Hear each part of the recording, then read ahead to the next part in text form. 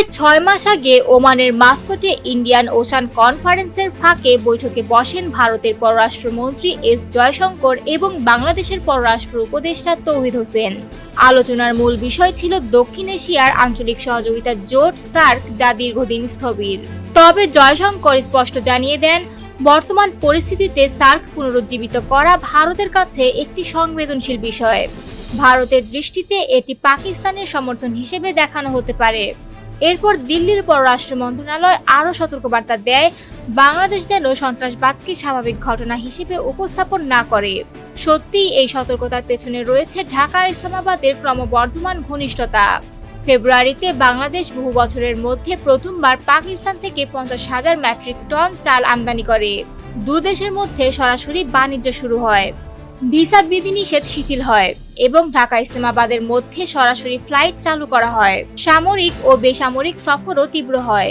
পাকিস্তানের পররাষ্ট্রমন্ত্রী ও উপপ্রধানমন্ত্রী ইশাক দার বাংলাদেশ সফরে আসেন এবং দেশের অন্তর্বর্তী সরকারের পাশাপাশি বিএনপি, জামায়াত ও এনসিপি নেতাদের সঙ্গে দেখা করেন।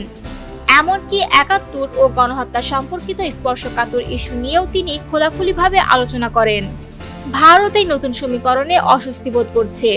বিশেষ করে উত্তর পূর্ব ভারতের নিরাপত্তার জন্য বাংলাদেশের ভৌগোলিক অবস্থান অত্যন্ত গুরুত্বপূর্ণ।